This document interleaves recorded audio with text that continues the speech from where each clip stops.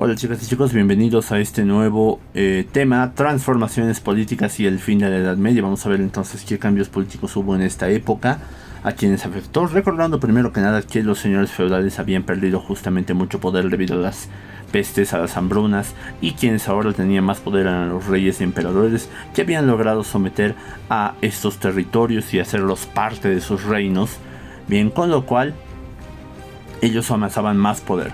Al mismo tiempo, el Islam estaba presionando al Imperio Bizantino, bien, y a su capital Constantinopla. Ya lo habían reducido mucho su territorio y ahora solo estaban a la búsqueda de tomar su capital. Entonces vamos viendo. Primero, recordemos el Sacro Imperio Romano Germánico, que si podemos ver en este mapita, está acá, Holy Roman Empire, bien. Es justamente, si se acuerdan, ¿verdad?, lo que se separó del Imperio Carolingio y es parte de lo que ahora es el territorio alemán.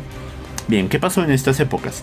Federico Barbarroja, antes de la Tercera Cruzada, intentó reformar justamente este imperio y le dio un mecanismo, bien, el llamado sistema de electores, que ayudaba a elegir al siguiente emperador, y al mismo tiempo le dio un parlamento, al que llamó Dieta. Bien, que era básicamente un lugar, como podemos ver en esta imagen, donde se reunían justamente representantes de los sectores sociales del Sacro Imperio Romano Germánico. También vamos a recordar que en esta época aparece Rodolfo de Habsburgo, uno de los creadores de una de las dinastías más duraderas de la próxima edad, que vamos a ver, la Edad Moderna. Bien, estos son los cambios principales del Sacro Imperio Romano Germánico. ¿Qué cambios sufre el reino inglés? Primero que nada, los normandos o los vikingos, como ya los conocemos, lograron dominar toda la isla y al controlarla, obviamente, también sus señores feudales. Recordemos también a Ricardo Corazón de León, quien participó de la Tercera Cruzada, bien, aunque no obtuvo grandes victorias, pero uno de los cambios más importantes fue justamente lo que ocurre con Juan Sin Tierra. Juan Sin Tierra, uno de los emperadores de esta región, va a ser obligado a firmar la llamada carta, bien, que va a permitir a los burgueses obtener cierto poder político, bien, con lo que al final hace básicamente una alianza con burgueses y el clero para poder gobernar. Eduardo I, un sucesor de este mismo, va de poco tiempo después va a convertir este consejo de burgueses que había creado en el primer parlamento. Si nos fijamos, los alemanes crearon su parlamento, también ahora los ingleses van a crear su propio parlamento. Con eso su monarquía se va a fortalecer, y también en esta época ocurre justamente el sometimiento a las regiones de Escocia e Irlanda, bien, con lo que destaca la figura, ¿verdad?, de William Wallace, bien, que conocemos, ¿verdad?, de la película de Mel Gibson, Corazón Valiente. Vamos a la siguiente. En 1337 hasta 1453 van a entrar en una guerra con Francia por una región del norte de lo que ahora es Francia. Es la llamada Guerra de los 100 años. Lamentablemente los ingleses, aunque empezaron ganando, bien, van a perder la guerra. Y ya para terminar la Edad Media se van a enfrascar en una guerra interna. Dos casas que estaban buscando obtener el derecho al trono, los York y los Lancaster, van a empezar a pelear justamente por el derecho a entrar a ser reyes. Bien, esto es conocido como la Guerra de las Rosas, debido justamente a los símbolos de ambas casas, que eran rosas, una blanca y otra roja. ¿Qué podemos decir de los franceses o el reino franco? Después del Imperio Carolingio, los capetos van a crear este llamado Consejo de Asuntos Judiciales, que lo que hacía era justamente ayudar en asuntos judiciales al rey. Felipe el Hermoso lo que va a hacer es consolidar este consejo como la llamada Asamblea de los Estados Generales. Va a reunir a los sectores, a los nobles, al clero y al resto del pueblo, con sus representantes nuevamente, si se fijan, en otra asamblea, como ya hemos visto con los alemanes y con los ingleses. Bien, ahora, otro de los hechos que también se recuerda de él es justamente su persecución a los templarios. Ahora, cuando llega la Guerra de los 100 años, que habíamos dicho que tuvo Inglaterra con Francia, bien, ellos van a empezar perdiendo. Es justamente este territorio del norte de lo que ahora es Francia lo que se estaban disputando. Con el tiempo, los franceses van a estar perdiendo. Sin embargo, llega un personaje muy importante, Juana de Arco, la cual le va a dar un impulso nuevo a lo que es el ejército francés, y van a lograr justamente recuperar varias de las ciudades de los franceses. Esta muchacha, supuestamente guiada por Dios, va a infundir mucho valor en el ejército francés. Lamentablemente el rey francés posteriormente va a considerar que ella es un peligro, la va a traicionar, la va a entregar a los ingleses, y los ingleses la van a quemar en la hoguera por herejía, porque supuestamente haber visto a Dios. Y bueno, en realidad la van a quemar, los cargos son porque supuestamente se vestía como hombre. Bien, pero bueno, muy probablemente esta muchacha tenía esquizofrenia. Con esta victoria los franceses van a consolidar su territorio, van a tener obviamente su parlamento, su monarquía va a estar bien fortalecida, y por lo tanto van a llegar a un punto donde su monarquía va a ser muy poderosa. España, por su lado, también, recordemos que primero fue invadido este territorio por los musulmanes, fundando el califato de Córdoba, que en su tiempo lo llamaban al-Andaluz. Bien, siempre hubo una lucha con ellos, fueron quitándole poco a poco los reinos cristianos territorio al andaluz, hasta que para más o menos el año 1300 van a desintegrarse, bien, todo este territorio en varios reinos pequeñitos llamados taifas.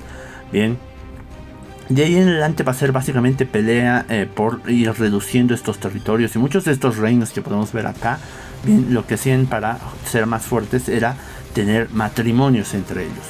Para ya el siglo XV van a ver estos 5 reinos muy importantes que pueden ver ahí: el reino de Portugal, el reino de Castilla, el de Aragón, el de Navarra y el reino de Granada. El reino de Granada sí era musulmán, los demás no, ya eran cristianos. Fíjense que habían reducido a los musulmanes a un pequeño territorio. Entonces se casan justamente los monarcas de Castilla y Aragón, que viven los más grandes, bien, los reinos más grandes. Se casan estos dos reyes, Fernando e Isabel la Católica. Bien, Fernando el Católico y Isabel la Católica se van a casar en el año 1479 y van a crear justamente este reino de Castilla y Aragón, que es el más grande de la península ibérica. Y con eso van a derrotar al reino de Granada en el año 1492. Con eso se crea lo que para ahora sería España.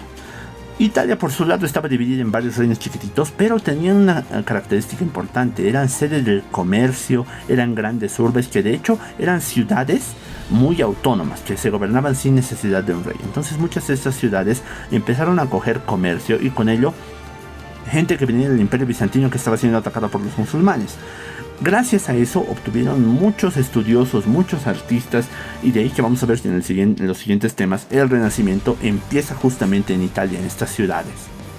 Algunas de ellas, por ejemplo, muy conocidas: Venecia, Florencia, donde por ejemplo se establecieron los Medici, bien, una familia muy poderosa de la época.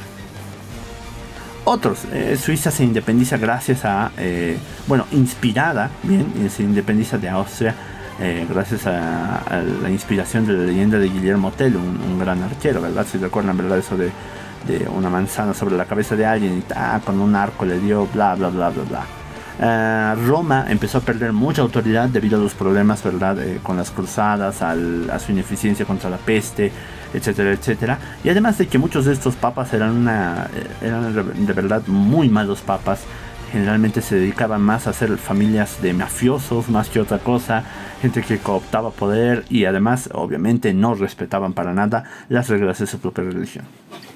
Entonces vamos a terminar la Edad Media justamente con todo este panorama de estos reinos volviéndose cada vez más poderosos, y un par de eventos. Primero que nada, los turcos, que recuerden que eran los que gobernaban ahora el Islam generalmente, por lo menos la parte más poderosa del Islam, bien, van a tener que enfrentarse a Gengis Khan y a los mongoles, que eran un pueblo muy poderoso también, que se extendió desde China. Si se fijan, toda esa mancha anaranjada es el territorio mongol, desde China hasta casi Europa y la península arábiga. Pero cuando muere su líder Gengis Khan, se va a dividir en varios reinos pequeñitos, así que van a poder por lo menos respirar aliviados de los mongoles. Sin embargo, tienen un objetivo, justamente Constantinopla. Constantinopla era muy difícil de tomar, tenía unas murallas que pueden ver ahí, ¿verdad? Esa línea alrededor de esa mancha verde, esas son las murallas que rodeaban toda la ciudad. Mehmed II, líder de los turcos, va a rodear Constantinopla por tierra, mar y agua. Incluso va a llevar barcos, si pueden ver en este lugar, esta flechita de acá indica la ruta por la cual hizo a los hombres cargar barcos por la montaña para llevarlos a este lugar. Bien, porque no podían pasar por este lugar. Aquí había una cadena enorme que estaba en el mar y no permitía a los barcos pasar. Con eso rodeó todo el lugar y además se consiguió un cañón de 9 metros, así gigantesco, para atacar a las murallas. Después de que la ciudad aguantara más o menos mes y medio, bien, en 1453, el 29 de mayo, unos 100.000 turcos van a tomar la ciudad de Constantinopla y con eso el imperio bizantino, que había sido reducido a una cosa muy chiquitita, va a desaparecer por completo. También aparecen en estos momentos, por ejemplo, la imprenta de Johannes Gutenberg, que básicamente perfecciona esto de tener, digamos, las letreritas como en sellitos, bien, y las convierte en plaquitas móviles que puede acomodar como él quiere y puede imprimir fácilmente una página.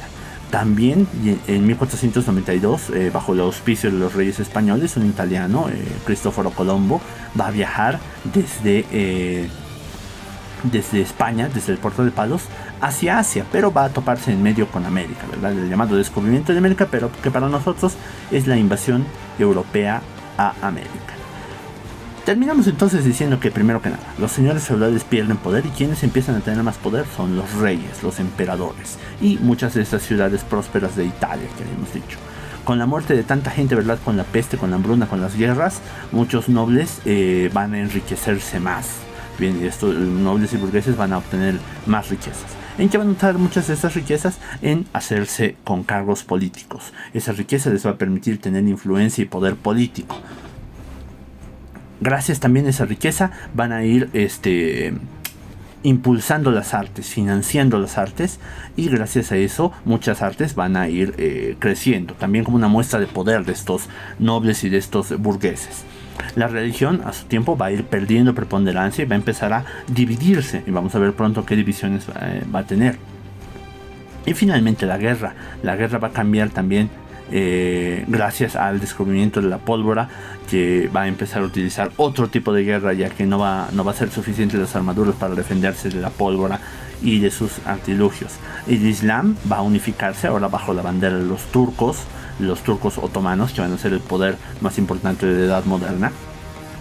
Y la ciencia va a empezar a tomar un impulso nuevo gracias a los desastres que hubo con la peste, ¿verdad? Para buscar una verdad observable y experimental. Con esto estamos terminando entonces el tema de la Edad Media. Nos veremos en un siguiente video. Chao, chao.